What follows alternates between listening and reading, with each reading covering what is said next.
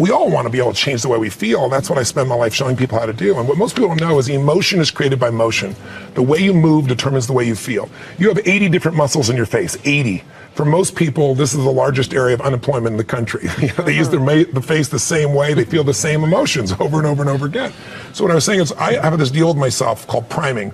Every day, I say, look, you got to have 10 minutes for yourself. You don't have 10 minutes for yourself, you don't have a life. And I'm not going to hope I feel good. I just got back 6 countries in 12 days. I was in India 2 days ago. Wow. And I woke up here feeling like somebody ran me over with a truck.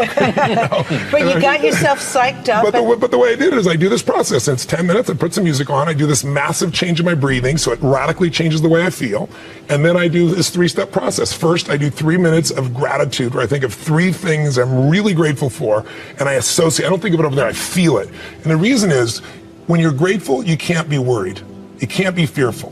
When you're grateful, you can't be angry. And anger and fear are what screw people up most in their relationships, in their life, in their business. So I wire myself. I was saying to you that most people want to be happy, but their habit is to be worried or pissed off or frustrated or stressed. And so they've got a highway to stress and they got a dirt road to happiness. So I wire myself. I've got a highway to gratitude, which changes all your emotions. And then I do a 3-minute process of kind of a prayer for my family and friends. And then I do a 3-minute process of the top 3 things I want to accomplish. I see it as done and I feel it. I'm done in 10 minutes. So sometimes I go 20, but my deal is 10, so there's no excuse not to do it. Most people have a belief about what their real potential is no matter what you tell them.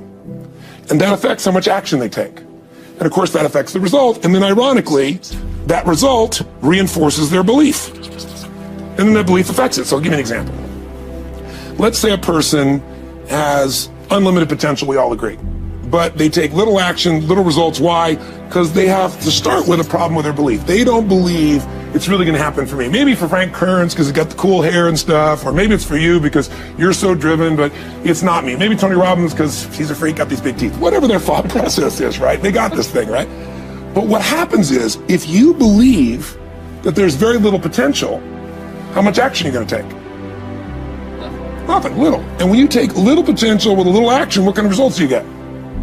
Lousy little results. And when you get little results, what does that do to your belief? You go, see, I told you this was a waste of time, told you this wouldn't work.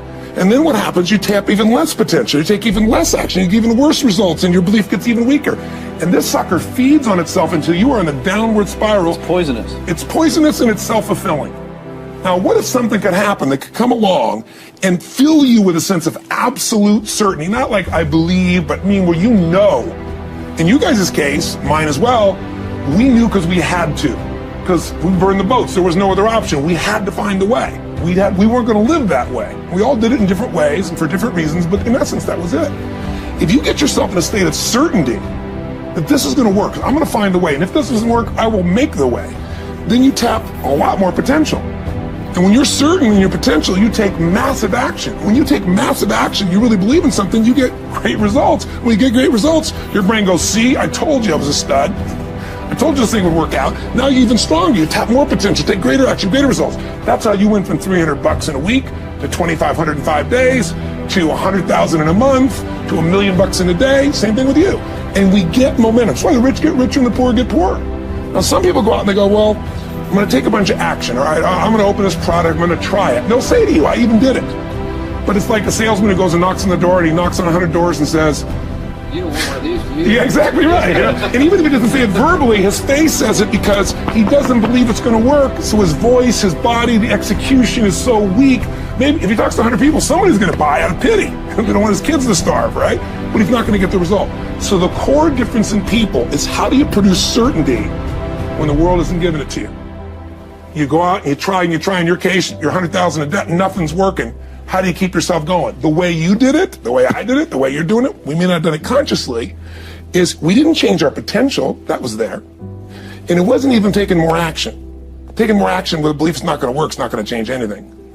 We got results in our head that made us feel certain as if it had already happened. See, whatever you're looking for, you're going to find. So if you want to change your life, my friends, you got to change your physiology and you got to change your focus. By the way, how fast can you change that stuff? How fast, my friends? How fast? How fast? Come on. In a heartbeat, once you rechange your conditioning. That's all you got to do. And you can do it fast. You can do it with a question or two. Try this right now. Answer this question in your mind and be honest. What in your life today, if you wanted to be, could you feel proud about right now? If you wanted to feel proud, if you didn't feel like, I shouldn't be proud, if you wanted to feel proud, what could you be proud of in your life today? Your children, your health, your body. Is there a problem you faced? Instead of running from it, you finally stepped up and handled it? What could you feel proud of in your life today if you wanted to feel proud? How many can think of something? And when you think about this thing you're proud of, what about that makes you feel proud? What do you focus on that makes you feel proud? How do you breathe when you really start to feel proud? What's the kind of look on your face that starts to happen when you let yourself feel proud? Yeah. How's that feel?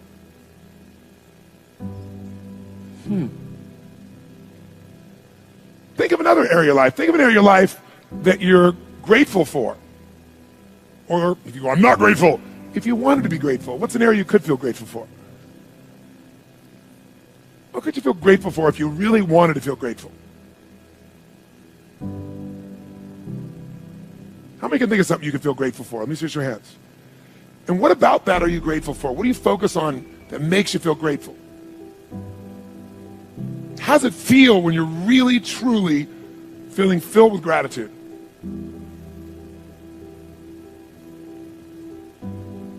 Here's one. If you wanted to be excited about your life right now, and you were willing to be excited, you're willing to buck everybody else's trend, what could you feel excited about in your life if you wanted to feel excited? What could you get excited about if you really focused on it and you really took it in? And you weren't in a negative place. What could you get excited about if you wanted to be excited in your life?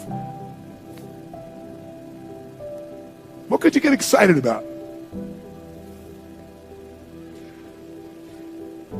How many of you can think of something you feel excited about right now? Raise your hand. Let me see your hand. Say I. When you're really excited about it, what about that excites you? Or when you're really excited, how do you feel? How do you speak? What's your life like? By the way, when you're excited, does it tend to touch other people? Yes or no? Absolutely. By the way, do people have a tendency, who feels different right now than just even a couple moments ago? Raise your hand, say I. Why? Because focus is controlled by questions. If you ask a different question continuously, not once, continuously, you will get a different answer. If you ask a lousy question, you get a lousy answer and a lousy state. Somebody says, why does this always happen to me? It doesn't always happen to you, but the brain's like a computer. Ask it a question, it'll have to come up with an answer. Because you deserve it, you idiot. Someone will say, how come I can never lose weight? You can lose weight, but if you keep saying, how come I can never lose weight, the brain's got to come and answer. It goes, you're a pig. Lousy questions create what? Lousy answers. Ask a better question, get a better answer. Now here's what I want you to get. I want you to get that you can change your state. How fast, guys? How fast? How fast? And if you get the habit of doing it, you'll have a different life. If you find your passion, you're going to have this tremendous energy. It's sustainable energy. But momentum requires you always do the next thing to keep the momentum going. And the reason you get yourself in a passionate place is so that you change your life, and the only thing that changes your life is making a decision. So while you're in this passionate state, that's where you make decisions. You don't make decisions when you're like, oh, I don't know, what do you think? All right, let's decide. If you make a decision in a state without momentum, if you make a decision from a place where there's no passion, you are not going to get momentum. It'll kill momentum. It's decide, commit, and resolve. Some of you, in the past, you've gotten momentum, you've gotten passionate, you've even made a decision, but a decision is the first step. Decision is like a war. I got to do this or that. All right, I'm going to make myself do this. But commitment is when you now, after you've decided, you commit to do this for the long term. Whether it's hard or easy, doesn't matter. You're doing this. It takes it from this moment and it carries it in the future even when things are difficult. And the third state is resolve. Resolve means it's done. It's like, it doesn't even if you took action, it's done inside you, so it's done out there. There's no question whatsoever. Then once you decide, the only way the commitment and the energy and the momentum continues is if you take immediate, massive what, my friends? Massive what? Write down in your notes, massive action is the cure-all. Massive action is the cure-all. If you're having a difficult time with something, your relationship isn't where you want it to be, your finances are not where you want to be, your body's not where you want to be, your business is not where you want to be, you need to take massive action. And if that doesn't work, try something else. If that doesn't work, try something else. Keep going with massive action and you will find the way, because it will give you momentum.